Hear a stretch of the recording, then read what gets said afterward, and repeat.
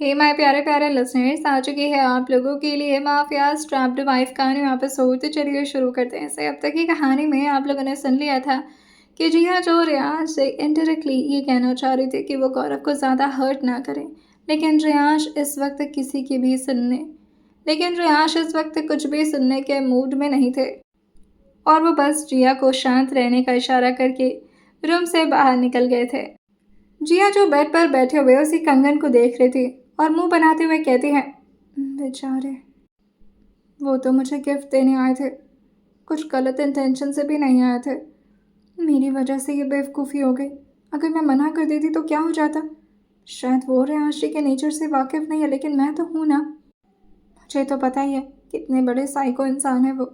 Mummy के पास वहीं गौरव बेचारा अपनी मम्मी से चिपक कर बैठा हुआ था और उसका सिर इस वक्त नंदिनी जी के शोल्डर पर था।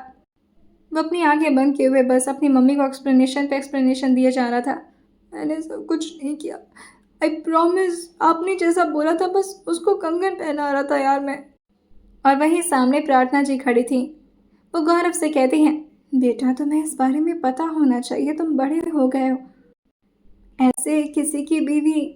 अभी उन्होंने इतना बोला था कि रेयांश उनकी बात को कंप्लीट करते हुए कहते हैं, किसी की नहीं, रेयांश की बीवी। और फिर अचानक से वो आगे की तरफ बढ़कर आ गए थे। गौरव जैसे ही अपने भाई की आवाज़ सुना था, वो तुरंत ही अपने चेहरे को अपनी मॉम के पास करते हुए कहता है, मॉम आपने कहा था भाई कुछ करेंगे तो आप बचा लोगे, इनको प्लीज़ बोले मुझे मारे।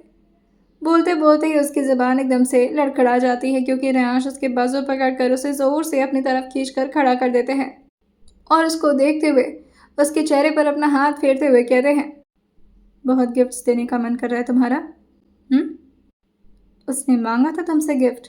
लेकिन तभी नंदिनी जी जो खड़े होते हुए कहती हैं, अपनी बीवी की गलती मेरे बेटे के सर मत डालो तुम। श्रेयांश जो अपनी एक उंगली दिखाते हुए कहते हैं, मैंने पहले भी बोला है, मत आइए आप बीच में, मैं और ज़्यादा कंट्रोल नहीं कर पाऊंगा। बड़ी हंस बेइज्जत कर रहा हूँ। नंदिनी जी लेकिन कहाँ चुप रहने वाली थी। उन्हें इस तरह रेयांश और गौरव के बीच में नहीं, बल्कि जिया और रेयांश के बीच में झगड़ा लगाना था। नंदिनी जी थोड़ा और चालाकी से रियांश को थोड़ा काम वॉइस में समझाते हुए कहती हैं, बेटा मेरी बात सुनो, मैं हूँ तो तुम्हारी बड़ी माँ ही ना। तुम्हारे बारे में अच्छा ख्याल करना मेरी जिम्मेदारी है बेटा। और मैंने ही इससे कहा था कि तोहफा ले जाकर के उसको दे देना। वहीं गौरव जो आगे कहता है, और मॉम ने कहा था कि जिया को वो कंगन पे। लेकिन तभी नंदिनी जी जो उसके हाथ को जोर से दबाती हैं, जैसे वो इशारों में ही उसे मना कर रही हों कि आगे की बात को वो अपने अंदर ही रखे तो ज़्यादा अच्छा होगा उसके लिए। जिस वजह से गौरव भी बोलते बोलते रुक गया था और अपने चेहरे को दूसरी तरफ कर लिया था। रियाज और नंदिनी जी के बात पर थोड़ा नॉर्मल रिएक्ट करते हुए कहते हैं, तो आप ये कहना चाहते हैं कि इसमें मेरी बीवी की गलती है। नंदिनी जी को लगता है कि रेयांश अब धीरे धीरे उनकी बात में आने लगे हैं और वो धीरे से उनके कंधे पर हाथ रखते हुए कहती हैं, हाँ बेटा, वरना उसे खुद सोचना चाहिए कि अपने रूम में देवर को बुलाना यही मुनासिब नहीं है। आखिर उसके इरादे खराब होंगे तभी तो उसने गौरव को खुद ही आवाज़ लगाकर बुलाया था। अगर मुझ पर भरोसा नहीं है तो तुम किसी स्टाफ से पूछ लो। रियांश और नंदिनी जी की तरफ देखकर बहुत ही रिलैक्स टोन में कहते हैं, तो आप मेरी बीवी के किरदार पर उंगली उठा रहे हैं। मतलब जिसे मैं पसंद करता हूँ, आपको लगता है कि वो लड़की किरदार की अच्छी नहीं है, उसका कैरेक्टर ख़राब है, कुछ ऐसा ही कहना चाह रही हैं आप? ये वो इतना सॉफ्टली बोल रहे थे कि गौरव और प्रार्थना जी को तो हैरानी हो रही थी, लेकिन नंदिनी जी खुश होते हुए समझ जाती हैं कि बस अब उनका प्लान काम करना शुरू कर दिया है और वो धीरे से मुस्कुराते हुए कहती हैं, हाँ बेटा, मैं ये कहना नहीं चाह रही डायरेक्टली, लेकिन बात तो यही सच है। रियांश अपनी मॉम की तरफ मुड़कर देखते हैं और फिर बड़ी मॉम की तरफ इशारा करते हुए कहते हैं, इन्होंने तो मेरी आंखें खोल दी मॉम। प्रार्थना जी इस बात पर थोड़ा हैरान हो जाती हैं कि रियांश इस तरह की बात क्यों कर रहे हैं। कहीं वाकई नंदिनी जी की बात पर रियांश ने भरोसा तो नहीं कर लिया। रियांश जो बहुत ही सॉफ्ट स्माइल पास करते हुए नंदिनी जी से कहते हैं, आपके कंसर्न के लिए मैं आपका शुक्रिया अदा करना चाहता हूँ, लेकिन सिर्फ शब्दों से नहीं, और ऐसा थोड़ी ना है कि प्रेज़ेंट देने का हक सिर्फ़ बड़ों को होता है। रात में आपके कमरे में मेरी तरफ से एक छोटा-सा प्रेज़ेंट पहुँचेगा। आई होप आपको वो पसंद आएगा। उसे एक्सेप्ट ज़रूर करिएगा। प्रार्थना जी पीछे से ही बस रेयांश के पीठ पर हाथ रखती हैं और धीरे से उनको अपनी तरफ देखने के लिए कहती हैं। लेकिन तभी रेयांश बस अपना हाथ दिखाकर उन्हें रोकते हैं और फिर नंदिनी जी से कहते हैं, आप कमरे में जाइए। नंदिनी जी काफ़ी खुश थीं। उन्हें लगा था कि बस अब उनका प्लान सक्सेसफुल हो चुका है। उन्होंने अपने दिमाग में ऑलरेडी बहुत सारे आइडियाज़ को जन्म दे दिया था। अगर ये काम नहीं करता तो नंदिनी जी दूसरा आइडिया लगा लेती। लेकिन रेयांश के इस तरह से बोलने पर वो इतना खुश थे कि उनका एक ही पैंतरा इतने अच्छे से काम कर गया। वो चुपचाप रूम की तरफ निकल जाती हैं। अन्ना जी रेयांश को समझाने की कोशिश करते हुए कहती हैं, बेटा जी हाँ ऐसे ही। तभी रेयांश बस उनको एक उंगली दिखाते हुए कहते हैं, आप जाइए मॉम। गौरव इस तरह से सबको ज़्यादा देख करके धीरे से अपने पैर को उल्टे कदम बढ़ाता है और वो भी वहाँ से सरकने की कोशिश करता है। लेकिन तभी रेयांश उसके गर्दन को पकड़ते हुए कहते हैं, तुम कहाँ जा रहे हो और तुम्हें क्या लगा तुम्हारी मॉम मुझे कन्विंस कर सकती हैं। और ये बोलते हुए वो आगे बढ़ने लगे थे। उनका एक हाथ अभी भी गौरव के गर्दन के पीछे ही था। गौरव बेचारा रेयांश से इतना डरता था कि उसकी हिम्मत नहीं हो रही थी कि वो अपने गर्दन को रेयांश के हाथ से छुड़ाने की कोशिश भी कर पाए। जैसे जैसे रेयांश आगे बढ़ रहे थे वो भी अपने कदम को लड़खड़ाते हुए आगे की तरफ बढ़ता जा रहा था। रेयांश उसे काफ़ी ज़ोर से धक्का देते हैं जिससे वो बाहर जा कर के नीचे की तरफ धड़ाम से गिरा था और उसके होठ पर थोड़ी सी चोट भी लग गई थी। उसके साथ ही उसके हाथ भी छिल गए थे। वो धीरे से खड़े होने की कोशिश करते हुए कहता है, भाई आई स्वेयर मैंने कुछ नहीं किया। प्लीज़ भाई, प्लीज़ मत मारो। रेयांश एक एक कदम उसकी तरफ आगे बढ़ाते हुए कहते हैं, गिफ्ट देने के लिए तुम्हारी मॉम ने कहा था राइट। गौरव बस अपने सर को हाँ में हिला देता है। रेयांश कहते हैं, और उसे कंगन पहनाने के लिए किसने कहा था। गौरव को थोड़ी ना पता था कि उसकी मॉम तो ये नहीं चाहती हैं कि गौरव इस बारे में रेयांश को ना बताए। रेयांश की बात सुन करके गौरव तुरंत ही अपने सर को हाँ मिलाते कहता है, मॉम ने बोला था भाई। रेयांश उससे पूछते हैं, जिया ने तुमसे कहा था ये बात कि तुम उसे कंगन पहनाओ। गौरव अपने सर को ना में हिलाते हुए कहता है, नहीं मैंने तो सिर्फ उनसे परमिशन मांगी थी और उन्होंने बस हाँ बोला था। और फिर वो आगे क्लैरिफिकेशन देते हुए कहता है, पर भाई ईश्वर मॉम ने बोला था कि ये रस्म होती है, सिर्फ कंगन देकर नहीं आना होता, पहनाना भी होता है। इसीलिए मैं पहनाने गया था भाई। अब एक्चुअली आप ना मेरी बात सुनो। पता है हुआ क्योंकि आप जो समझ रहे हो वो बिल्कुल गलत है। अभी वो आगे और ज़्यादा क्लैरिफिकेशन देता है लेकिन उससे पहले उसका पैर पीछे की तरफ जाता है और यहाँ से ज़ोर से पीछे की तरफ धक्का देते जिससे वो जाकर के पीछे स्विमिंग पूल में धड़ाम से गिरता है। इस वक्त मुंबई में काफ़ी हद तक बारिश का मौसम था और इसी वजह से ठंड भी काफ़ी ज़्यादा थी। जैसे ही गौरव पानी के अंदर गया था उसकी पूरी शरीर ठंडी पड़ने लगती है। वो तुरंत ही स्टेयर लेकर के ऊपर चढ़ता है लेकिन तभी रेयांश उसको देखते हुए थोड़ा झुकते हैं और उससे कहते हैं, जब तक मैं ना कहूँ बाहर मत निकलना। गौरव उनको पलट करके कुछ जवाब भी नहीं दे सकता था। बस वो अपने सर को हाँ में हिलाता है और दोबारा से स्टेयर छोड़ते हुए पानी में चला जाता है। उसे ठंड ज़्यादा लग रही थी लेकिन वो इस बारे में भी रेयांश से कुछ नहीं कहता क्योंकि उसके लिए तो यही बेहतर था कि रेयांश उससे जितना हो सके डिस्टेंस में रहे। पानी में रहना उसके लिए फिर भी नॉर्मल था लेकिन अगर रेयांश के हाथों उसकी पिटाई हो जाती तो वो ज़्यादा दर्दनाक होता। रेयांश जो गौरव को स्विमिंग पूल में पनिशमेंट के तौर पर उसे वहाँ पर रहने के लिए कह देते हैं और वो खुद मेंशन के अंदर आ जाते हैं। वो अपने रूम की तरफ आगे बढ़ रहे थे। वहीं दूसरी तरफ बैठी जिया जो इस वक्त गौरव की हालत के बारे में सोच सोच करके खुद को ही लगातार कोसे जा रही थी। कितनी बेवकूफ़ हूँ मैं।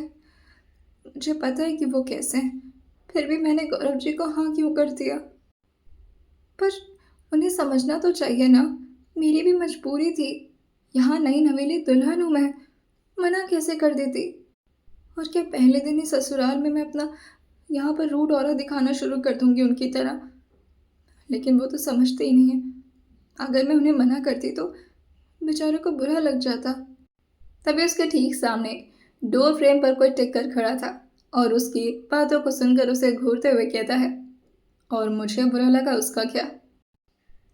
जी हाँ, जैसे ही अपना चेहरा उठाकर सामने देखती है वो देखती है कि रेयांश उसी की तरफ आगे बढ़ते हुए आ रहे हैं। उनका दोनों हाथ इस वक्त पॉकेट के अंदर था।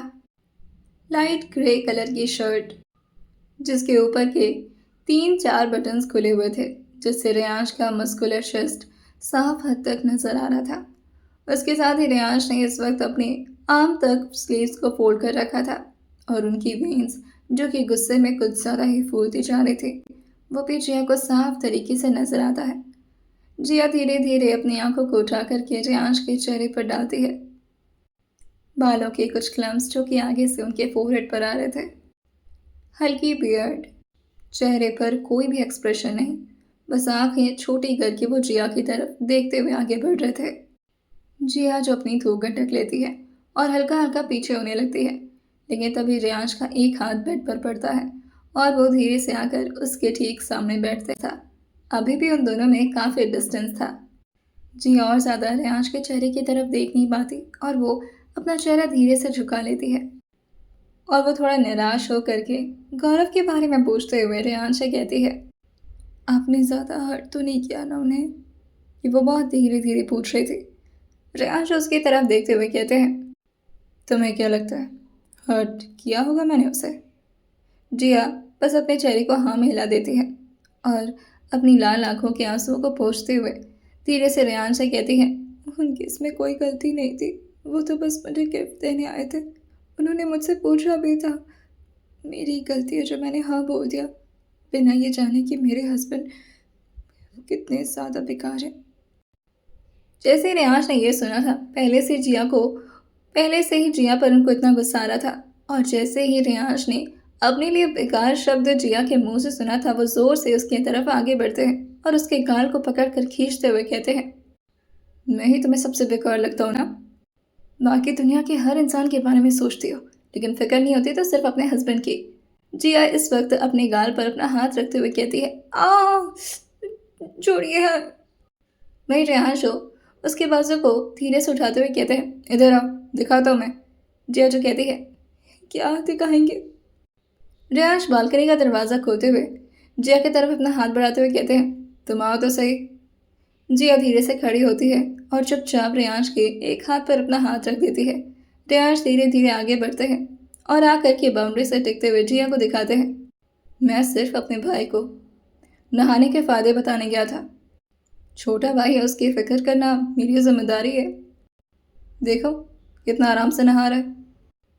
जिया की भी नज़र नीचे स्विमिंग पूल पर जाती है, जहाँ इस वक्त गौरव इधर उधर भटक रहा था।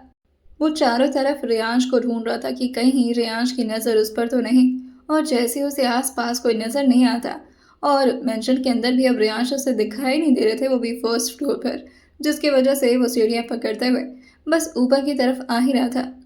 लेकिन तभी रेयांश जोर से खांसते हुए कहते हैं, क्या हुआ गौरव?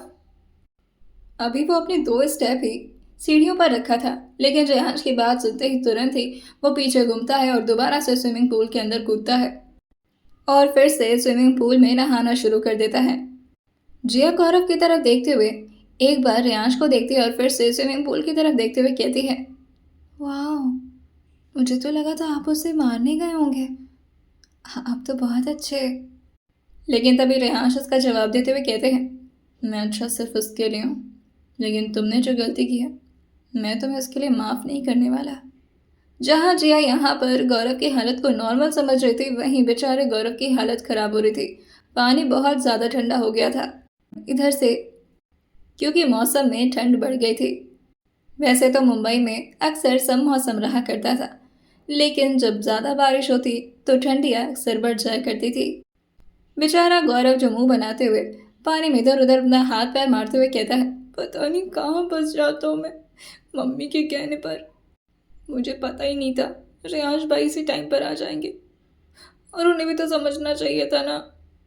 जिया एक बार और गौरव की तरफ देखती, लेकिन तभी रेयांश उसके चेहरे पर अपना हाथ रख के अपनी तरफ उसका चेहरा घुमाते हुए कहते हैं, नज़र सिर्फ मुझ पर रखा करो तुम, अंदर चलो तुम्हारी भी खबर लेनी है मुझे।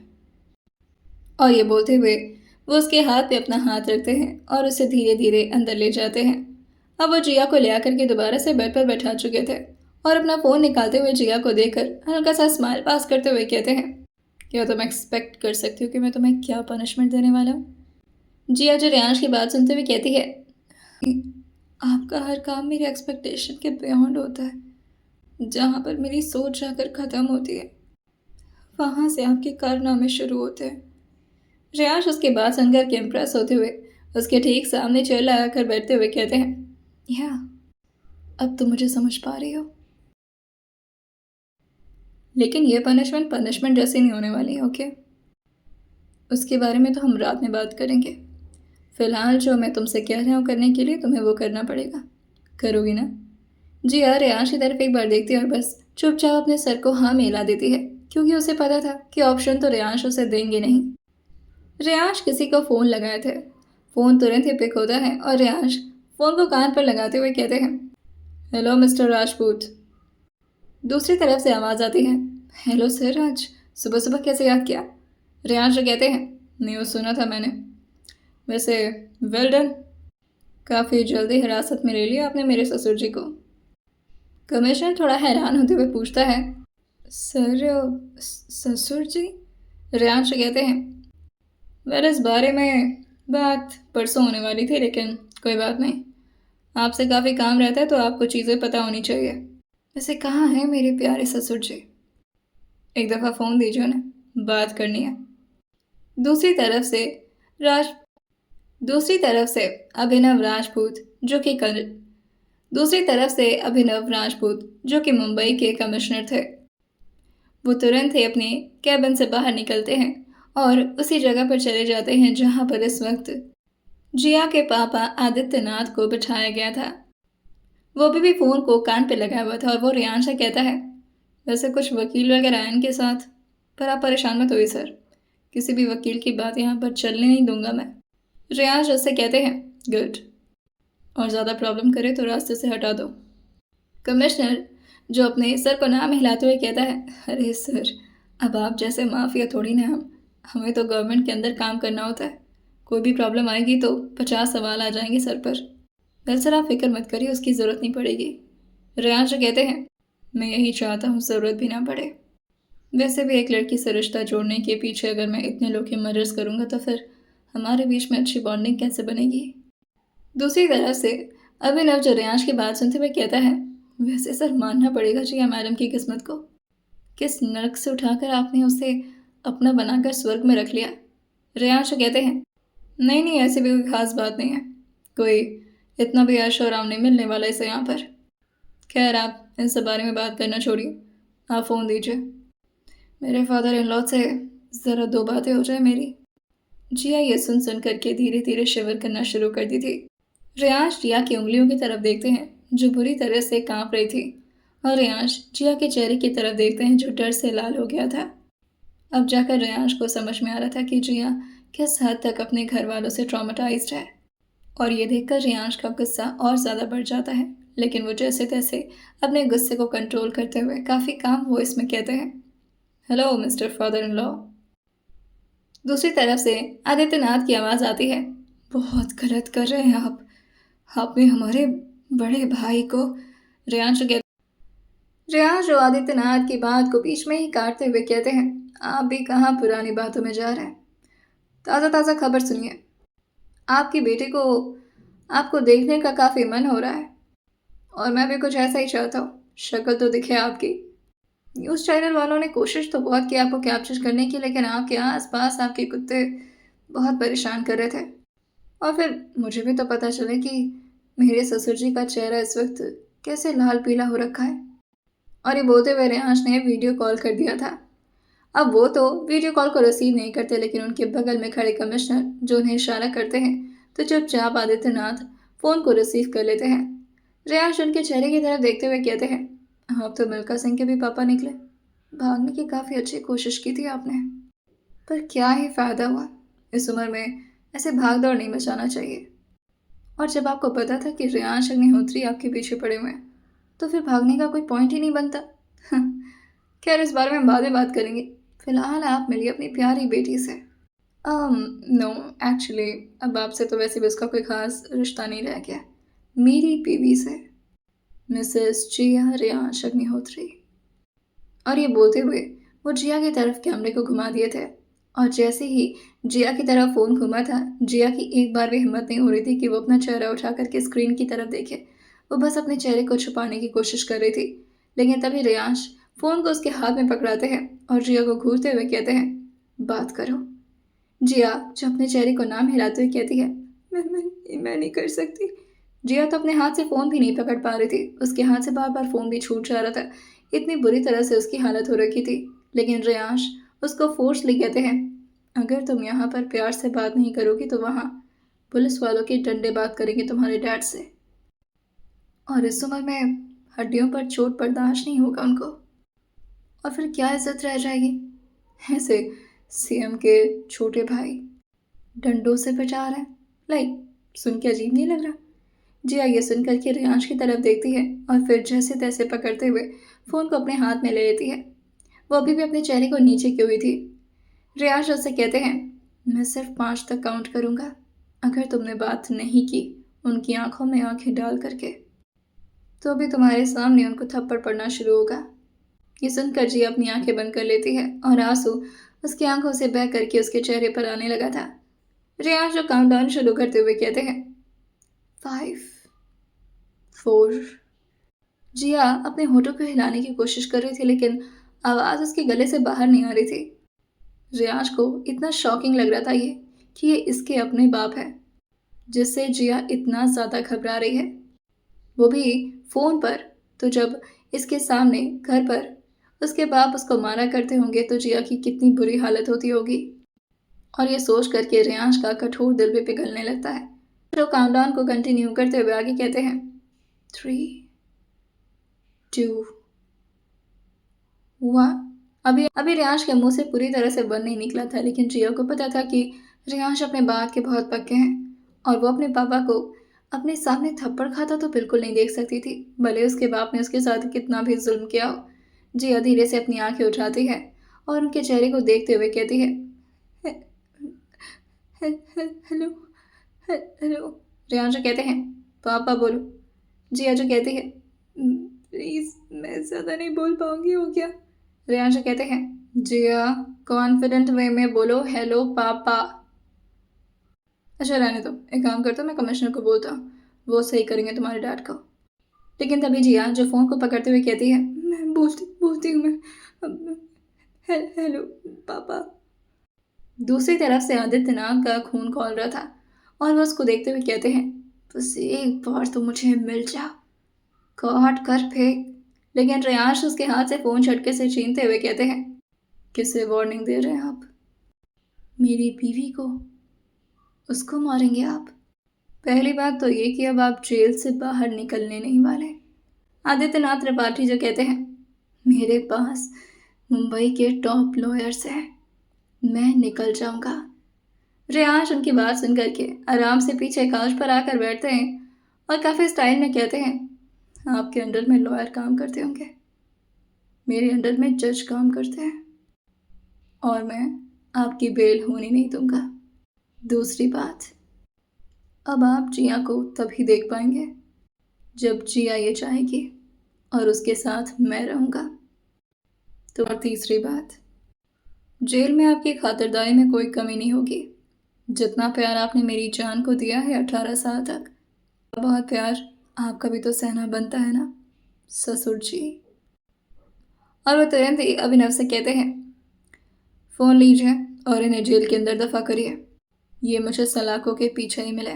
लेकिन आदित्यनाथ जो थोड़ा तेज़ आवाज़ में कहते हैं, मैं निकल जाऊंगा बाहर, देख लेना तुम। उन्हें भी अब गुस्सा आ गया था। उन्हें आदत नहीं थी कि उनके सामने कोई इस तरह एटीट्यूड में बात करे और वो भूल चुके थे कि रेयांश अग्निहोत्री का पावर क्या है। रेयांश अपने फोरहेड पर अपनी उंगली फेरते हुए हल्का सा स्माइल करते हैं और जब भी रेयांश ये करते थे उनके दिमाग में कुछ बहुत ही खतरनाक चलता था। और वो आदित्यनाथ का जवाब देते हुए कहते हैं, अगर आपको अपनी जान की परवाह नहीं है तो सलाखों के बाहर ही रहिएगा आप। मैं तो चाहता हूँ कि अभी आप कुछ दिन और जिएं और अभी तो आपको नाना बनने की भी खुशी झेलनी होगी। और ये बोलते हुए उनकी नज़र जिया पर चली जाती है। जिया की हालत तो वैसे ही ख़राब हो रखी थी और ऊपर से रेयांश की बातें और ज़्यादा जिया को तंग कर रही थी। तो स्क्रीन की तरफ देखते हुए कहते हैं, अब बहुत ज़्यादा वक्त नहीं दे सकता मैं आपको, मेरा वक्त बहुत कीमती है और फिलहाल ये वक्त सिर्फ मैं अपनी बीवी को देने वाला हूँ। फ़ोन रखिए। अभिनव जी फ़ोन अपने हाथ में लेते हुए कहते हैं, ओके सर, कोई बात होगी तो आपको बताते हैं। और सर कोई भी ज़रूरत होगी तो आप हमें इन्फॉर्म करिएगा। रियाज उनको देखते हुए कहते हैं, बड़े हैं आप मुझसे, इस तरह सर सर करके बात मत किया करिए। डैड के पुराने जान पहचान है आपकी। अभिनव जी हल्का सा मुस्कुराते हैं और अपने सर को हाँ मिलाते हुए कहते हैं, जी मैं कोशिश करूँगा। और ये बोलकर वो फ़ोन कट कर देते हैं। वही रियाज जो बगल में रखे टेबल पर फ़ोन को रखते हैं और धीरे से काउच से खड़े होते हुए जिया के पास आने लगते हैं। अभी भी रोए जा रही थी। रियाज देखते हुए उसकी तरफ झुकते हैं और उससे पूछते हैं, क्या हो गया, इतना क्यों रोना आ रहा तुम्हें? सारी नदियाँ आज ही बहानी है। वैसे अभी बहुत मौका मिलेगा रोने का, इतनी आसानी से अपने सारे आंसुओं को ख़त्म नहीं करो। जिया जो रियाज से पूछते हैं, मेरे पापा को क्यों जेल में डाल रहे हैं आप? रियाज उसकी बात सुनकर उसके बालों को पीछे करते हुए कहते हैं, पहले रोना बंद करो। मुझे नफरत होती है तुम्हारे आंसुओं से, और अब जब तुम्हारे डैड से बात करके तुम्हें आंसू आ रहे हैं तो मुझे और गुस्सा आ रहा है उन पर। इतने बुरे हैं वो। जिया जो कहती है, बुरे नहीं हैं वो, बस मुझे इस तरह नहीं देखना चाहते थे, उन्हें लगता है कि मैं बुरी हूँ। रियांश उससे कहते हैं, तुम मेरी बीवी हो, और यहीं पर सारी आर्ग्यूमेंट ख़त्म हो जाती है। अपने आंसुओं को पोंछो, रोना बंद करो। जिया अपने कांपते हुए हाथ को उठाती है, लेकिन तभी रियांश उसके हाथ को देखते हुए खुद ही उसका हाथ एक हाथ से पकड़ते हैं और दूसरे हाथ से जिया के आंसुओं को पोंछते हैं। रियांश जो अपने हाथ से जिया का हाथ मैच कराते हुए उसके हाथ को अपने हाथ पर रख दिए थे और वो उसकी उंगलियों को देखते हुए कहते हैं, तुम कितनी पतली हो यार, और कितनी छोटी भी हो। जिया रियांश की बात सुन करके अपने हाथों के पास देखती है। अभी भी उसकी उंगलियां तो कांप रही थी, लेकिन रियांश बार बार दूसरे हाथ से जिया की पांव पर सहला रहे थे, जिससे जिया को थोड़ा रिलैक्स महसूस हो, और उसके एक एक फिंगर को अपने फिंगर से मैच कराते हैं। जिया के हाथ से लगभग रियांश का हाथ जो कि दुगना था, और ये देखते ही उनके चेहरे पर बदमाशी वाली स्माइल आ जाती है और वो अपना हाथ हटाते हुए जिया को देखकर कहते हैं, आई couldn't believe it कि मेरी शादी वाकई में एक छोटी बच्ची से हो गई है। कुछ ज़्यादा ही छोटी हो तुम। जिया रियांश की तरफ एक बार देखती है और अपने चेहरे को नीचे किए हुए कहती है, मैं छोटी नहीं हूँ, आप कुछ ज़्यादा ही बड़े। उसके गाल पर अब धीरे धीरे आंसू सूखने लगे थे और वो उसके गाल को धीरे से अपने हाथों से रब करते हुए कहते हैं, कुछ खाया तुमने? जी अपने सर को नाम हिलाते हुए कहती है, भूख नहीं है मुझे। रियांश उसके दोनों कंधों को पकड़ते हुए अपनी तरफ खींचते हैं और उसे अपनी बाहों में भर लेते हैं। रियांश ने अपने पूरे हाथों से जिया की पूरी बॉडी को ऑलमोस्ट अपने हाथों में रैप कर लिया था। रियांश के इस एक्शन से जिया को भी काफ़ी रिलैक्स महसूस हो रहा था और वो भी अपने सिर को रियांश के सीने पर टिका ली थी और अपनी आंखों को बंद कर ली थी। जिया जो धीरे से अपनी आंखें खोल करके अपने चेहरे को उठा करके रियांश के चेहरे की तरफ देखने वाली होती है, लेकिन तभी जिया की आंखों के सामने इस वक्त रियांश का गला था और जिया जैसे जैसे रियांश को अपना थूक अटकता हुआ देख रही थी, उसकी नज़र रियांश के एडम्स एप्पल पर एकदम से गड़ गई थी। रियांश धीरे धीरे जिया से बोलते हुए कहते हैं, इतना डर के जीने से कोई फ़ायदा नहीं होता। जितना डरोगी लोग तुम्हें उतना ही डराएंगे। अपने लिए स्टैंड लेना सीखना होगा तुम्हें जिया, और अब तो तुम स्टार बन चुके हो। और तुम्हें एक और बात बतानी थी। वेल कॉन्ग्रेचुलेशन, तुम्हारी मूवी बॉक्स ऑफिस में काफ़ी अच्छा कर रही है। 1 महीने बाद एक अवार्ड शो है जिसमें आपको भी इनवाइट किया जा रहा है। और वो धीरे से जिया की चेहरे की तरफ देखना चाह रहे थे कि वो उनकी बात सुन भी रही या नहीं। उसके सर पर धीरे से सहलाते हुए कहते हैं, आर यू लिसनिंग मी? और जैसे ही रियांश ने अपना चेहरा नीचे करके जिया के चेहरे की तरफ देखा था, जिया की आंखें तो कहीं और ही टिकी हुई थी और जिया अपने हाथ को और ज़्यादा कंट्रोल नहीं कर पाती। और जिया के हाथों का एक नेल जो कि रियांश के एडम एप्पल को इधर उधर रब कर रहा था। रियांश को जैसे ही अपने गर्दन पर कुछ महसूस होता है, वो झटके से नीचे की तरफ देखते हैं और जब वो देखते हैं कि जिया की नज़र कहाँ टिकी हुई है और वो रियांश की बातों पर नहीं बल्कि रियांश के एटम सैंपल पर इतना ध्यान दे रही है। वो तुरंत ही अपने आप से जिया को दूर करते हुए कहते हैं, मैं तुम्हें काम करने की कोशिश कर रहा हूँ। मुझे लग रहा है कि मेरी बीवी कुछ ज़्यादा ही परेशान हो गई है। और यहाँ क्या कर रही हो तुम? जिया की नज़र अभी भी उनकी गर्दन के पास ही थी और वो रियान से कहती है, घर वालों से डरना, उनकी डांट सुनना, उनका मार खाना मेरे लिए नॉर्मल बात हो गई है। हाँ, मुझे अभी भी बहुत उन लोगों से डर लगता है, मगर इसका मतलब ये थोड़ी ना है कि मैं अपने सामने रखा इतना एंटरटेनमेंट भरा चीज़ उसे इग्नोर कर दूंगी। मेरी गलती नहीं है इसमें। अच्छा लग रहा है वो देखने में। आप बोलिए ना। रियांश कहते हैं, क्या बोलना है? जिया जो कहती है, कुछ भी बोलती रहिए। आप जैसे जैसे बोल रहे हैं ना, वो इधर उधर हिल रहा है, बहुत अच्छा लग रहा है। रियांश कहते हैं, तुम किसी मर्द के करीब पहली बार आई हो क्या? जिया जो कहती है, मैंने तो किसी मर्द को ध्यान से देखा तक नहीं है, सिवाय अपने घर के उन 3 खतरनाक मर्दों के अलावा। और उनको भी तो देखने की कभी हिम्मत नहीं होती थी। पैरों तक ही मेरी नज़र रुक जाती थी। रियांश कहते हैं, मतलब कोई बॉयफ्रेंड नहीं है, कोई लड़का दोस्त नहीं, कोई नहीं था तुम्हारा? जिया जो कहती है, नहीं, लड़का तो दूर की बात है, मेरी तो लड़कियां भी फ्रेंड नहीं बनने देते थे वो लोग। रियांश अपने शर्ट के ऊपर के कुछ बटन्स को धीरे धीरे जिया को दिखाते हुए बंद करते हुए कहते हैं, फिर तो तुम्हारी नज़र से बच कर रहना पड़ेगा। तभी मैं सोचूं कि मुझे देखकर इतना ठरकी क्यों बन जाती हो, कभी लड़का देखा ही नहीं है। जिया जो हल्का सा स्माइल करते हुए कहती है, वैसे मर्द चाहते होती तो मोह माया है, लेकिन होती बड़ी कमाल की चीज़ है, नहीं? रियांश उसकी बात सुनकर के उसके फोरहेड पर धीरे से अपना हाथ रखकर पीछे करते हुए कहते हैं, पागल औरत हो तुम। जिया धीरे से अपने चेहरे को नीचे करके स्माइल करने लगती है और उसकी प्यारी सी स्माइल देख करके रियांश का पूरा मूड बन जाता है। वो जिया के गाल को धीरे से पकड़ते हुए कहते हैं, वैसे इतना खुश होने की ज़रूरत नहीं है, तुम्हारी पनिशमेंट अभी बाकी है मैडम। और उसके पैरों की तरफ देखकर कहते हैं, अभी ठीक है पैर? जिया जो कहती है, हाँ, वो क्रीम काफ़ी अच्छे से हील कर रहा है, अभी बेहतर महसूस हो रहा है। तो बेड से उठते हुए कहते हैं, तो खुद लगा लेना चाहिए था ना? वैसे शाम तक चल पाओगी तुम? जिया जो कहती है, कहाँ चलना है? रियान जो कहते हैं, नहीं, ज़्यादा चलना नहीं है तुम्हें, रहोगी तो तुम मेरी गोद में, लेकिन हम कहीं बाहर जाने की प्लान कर रहे थे। जिया जो कहती है, सब लोग? रियान जो कहते हैं, व्हाट यू मीन बाय सब लोग? सिर्फ मैं और तुम। जिया जो अपने सर को हाँ मिलाते हुए कहती है, चल लूँगी, कोई ख़ास दिक्कत नहीं है, पर कहाँ जाना है? रियाज जो जिया के जवाब में कहते हैं, वहीं जहाँ तुम्हें अपनी गलती का एहसास होगा और पता चलेगा कि तुम्हारे हस्बैंड को कितना बुरा लगता है जब तुम किसी और मर्द के हाथ से कंगन पहनती हो तो। जिया जो थोड़ा मुंह बनाते हुए कहती है, अभी तक आप वो बात भूले नहीं? खैर कोई बात नहीं, मुझे तो पनिशमेंट मिलनी भी चाहिए। रियाज उसकी बात पर हामी भरते हुए कहते हैं, यस। जिया जो आगे रियाज के गुस्से को और ट्रिगर करते हुए कहती है, गौरव जी को पता हो ना हो, मुझे तो ये बात पता होना ही चाहिए कि मेरे हस्बैंड किस हद तक साइको हैं। रियांश उसकी तरफ मुड़ते हुए कहते हैं, what? Am I a psycho? Jiya जो कहती है, नहीं है। अच्छा खैर ये सब छोड़िए, पर थैंक्स, आपने गौरव जी को ज़्यादा कुछ नहीं बोला, मुझे तो उनके लिए बहुत डर लग रहा। तभी उसके कानों में एक ज़ोरदार आवाज़ पड़ती और उसकी अभी पूरी बात कंप्लीट नहीं हो पाई थी। ये राज नंदिनी जी की आवाज़ थी, जो चिल्लाते हुए गौरव का नाम ले रही थी और उसे बार बार स्विमिंग पूल से बाहर निकलने के लिए कह रही थी।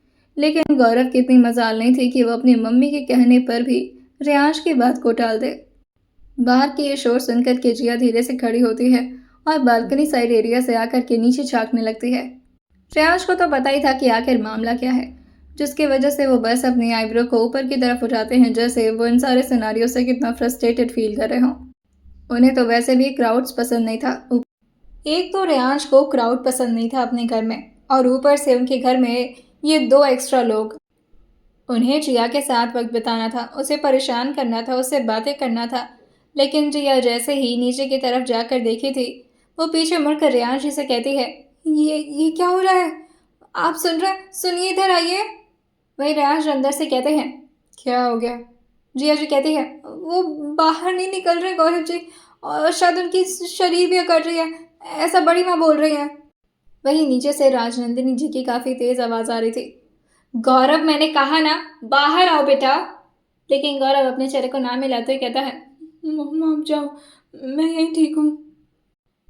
जिया तेज कदमों से जैसे तैसे करके आगे बढ़ती है और रेयांश के पास आते हुए कहती है, वो स्विमिंग पूल से अब तक बाहर नहीं निकले। मौसम काफ़ी ठंडा है आज। आपने कुछ बोला क्या उन्हें? बार बार बड़ी माँ बोल भी रही है उनको बाहर निकलने के लिए, लेकिन वो नहीं निकल रहे। रेयांश उसकी बात सुनते अपनी गर्दन को हल्का सा टिल्ट करते हुए कहते हैं, लगता है कुछ ज़्यादा इंस्पायर हो गया मेरी बातों से। मैं तो बस नहाने के फ़ायदे बताकर आया था उसे। मैंने ये थोड़ा ना कहा था कि वो नहाता ही रहे। जिया जो कहती है, जब तक आप नहीं बोलेंगे वो बाहर नहीं निकलेंगे। चलिए नीचे चलते हैं। रेयांश जो कहते हैं, क्यों? जिया जो कहती है, अरे उनकी हालत खराब हो रही है, चलिए। और वो हल्का हल्का अपने पैर को टेढ़ा करते हुए जल्दी जल्दी रूम का दरवाज़ा खोल के नीचे आने लगती है। वहीं पीछे पीछे रेयांश को भी अब जिया के इज्जत की वजह से आना पड़ता है। जिया भी सीढ़ी पर अपना पहला कदम उतारती, लेकिन तभी रेयांश उसको झटके से हवा में उठा लेते हैं और उसको देखते हुए कहते हैं, खामखा परेशान हो रही हो तुम जाओ रूम में, मैं देख लेता हूँ नीचे क्या चल रहा है। जिया जो कहती है, नहीं मुझे भी चलना है। वो जिया के चेहरे की तरफ देखकर अपने मन में ही सोचते हैं, फालतू में झूठ बोला तुमसे, बता ही देना चाहिए था, पनिशमेंट देकर आए उसे। और वो जिया को अपनी गोद में उठाए हुए बाहर आ गए थे। वही उनकी बड़ी माँ राजनंदिनी जो रेयांश को देखते हुए कहती हैं, लो आ गया अपनी बीवी का गुलाम। जिया को यह सुनकर कि काफ़ी अजीब लगा था। वहीं प्रार्थना जी भी इस बात को ऑफेंड करते हुए कहती हैं, सुनिए, आप इस तरह से मेरी बेटे के बारे में बात नहीं कर सकती। माना कि आप मुझसे बड़ी हैं भाभी, लेकिन फिर भी। कि तभी राजनंदिनी जी अपना हाथ दिखाते हुए कहती हैं, बस बहुत हुआ, अब तुम बोलोगे भी उसे बाहर आने के लिए। रेयांश और गौरव को एक बार देखते हैं और फिर अपना गला क्लियर करते हुए कहते हैं, आजा बाहर। इतना भी नहीं नहाना होता है गौरव एक ही दिन में। जिया रेयांश के चेहरे की तरफ देखती है और फिर उनके कंधे पर मारते हुए कहती है, उतारिए, मुझे इतनी भी प्रॉब्लम नहीं है चलने में। जैसे तैसे करके गौरव पानी से बाहर निकलता है। उसके पूरे शरीर के कपड़े पूरी तरह भीग चुके थे और सबसे पानी निकल रहा था और वो काफ़ी बुरी तरह से काम पी रहा था। राजनंदिनी जी अंदर के एक स्टाफ को बोलती हैं, जाओ जल्दी से टॉवल लेकर आओ, मुंह क्या देख रही हो मेरा मेरा बच्चा। गौरव जो कांपते हुए अपनी मॉम को देखता है, लेकिन जैसे उसकी मॉम उसकी तरफ आगे बढ़ती, वो तुरंत ही साइड से निकलते हुए अपने रूम में जाने लगता है। लेकिन राजनंदिनी जी भला इतना आसानी से उसे रूम में जाता देखकर शांत नहीं रह पाती। वो चाहती थी कि इसी बहाने कम से कम रेयांश को वो उसकी मॉम के सामने डांट तो पाएंगी। और वो गौरव को बुलाते हुए कहती हैं, मेरी बात सुनो गौरव। गौरव जब भी मॉम को देखते हुए कहता है, मुझे ठंड लग रही है मॉम। तभी जिया भी गौरव जी से पूछती है, अगर ठंड लग रही थी तो इतना नहीं नहाना था ना? अगर नहाने के फायदे होते तो कुछ नुकसान भी होते, और वो भी इतने ठंडे मौसम में ठंडे ठंडे पानी में इतना देर तक। राजनंदिनी जी उसकी बात सुनकर कहती हैं, क्या नहाने का फायदा बोल रही हो तुम? वो नहा नहीं रहा था, वो स्विमिंग पूल में था। जिया जो नंदिनी जी की तरफ देखकर कहती है, स्विमिंग पूल में तो नहाया ही जाता है ना बड़ी माँ। वही प्रार्थना जी जो गुस्सा करते हुए कहती हैं, जिया कोई ज़रूरत नहीं उन्हें बड़ी माँ बुलाने की, तुम आंटी बुला सकती हो। जिया जो प्रार्थना जी की तरफ एक बार देखती है और फिर बस हल्का सा अपने सर को हाँ में हिला देती है। नंदिनी जी गौरव के सामने आकर उसके कंधे पर हाथ रखते हुए कहती हैं, सच सच बताओ बेटा, तुम्हें रेयांश ने बोला था ना स्विमिंग पूल में जाने के लिए? वहीं गौरव जो उस वक्त के सिनारियो को याद करते हुए कहता है, मॉम बोला नहीं था, डायरेक्ट धक्का दिया था पूल में। लेकिन वो जैसे ही अभी रेयांश के चेहरे की तरफ अपनी नज़र उठाकर देखा था, वो भी गलती से, वो तुरंत ही समझ जाता है कि अगर उसने कुछ भी बोला यहाँ पर तो वो बुरी तरह से फंसेगा। वैसे रेयांश को राजनंदिनी जी के टॉन्ट से या उनके डांट से कोई खास डर नहीं लगता था और उन्हें पता था कि राजनंदिनी जी सिर्फ थोड़े मोड़े ताने मारने वाले उन्हें, लेकिन उन्होंने जिया से यह झूठ बोला था और अगर जिया को वो सच्चाई पता चलती तो वो रेयांश के बारे में गलत समझती और वो नहीं चाहते थे कि जिया दोबारा से कोई नया नाटक शुरू करे। इसी वजह से बस उन्होंने अपनी आंखों से ही उसको मना कर दिया था। और गौरव अपने मॉम का हाथ अपने कंधे से हटाते हुए कहता है, मॉम मुझे ठंड लग रही है, बाद में इस बारे में बात करेंगे। और ये बोलते हुए वो कांपते हुए अंदर की तरफ चला जाता है। राजनंदिनी जी अपनी साड़ी को हल्का सा ऊपर की तरफ उठाती हैं और रेयांश की तरफ आगे बढ़ते हुए उनकी आंखों में आंखें डालकर कहती हैं, क्या कंगन पहनाने का इतना बड़ा सजा देते हो तुम? उसमें उसकी कोई गलती नहीं थी। मैंने तुम्हें पहले भी बताया है कि ये तुम्हारी लेकिन जैसे ही उनकी एक उंगली जिया की तरफ पॉइंट होती, रियांश तुरंत ही जिया को अपनी तरफ घुमाते हुए कहते हैं, खामखा यहाँ पर आकर टाइम वेस्ट करें, कुछ इंपॉर्टेंट बात कर रहे थे रूम में, राइट? चलो। राजनंदिनी जी का मुंह पूरी तरह से चोखा बन चुका था। इस तरह बीच में रियांश उनकी बात को काटते हुए तुरंत ही रूम की तरफ निकल गए थे, वो भी दोबारा से जिया को गोद में उठाते हुए। लेकिन जैसे ही अभी वो गेट पर पहुंचते, वो तुरंत ही पीछे मुड़कर नंदिनी जी का जवाब देते हुए कहते हैं, अपनी खूबसूरत बीवी के लिए गुलाम बनना मेरे लिए प्राउड की बात है, तो थैंक्स फॉर द कॉम्प्लीमेंट।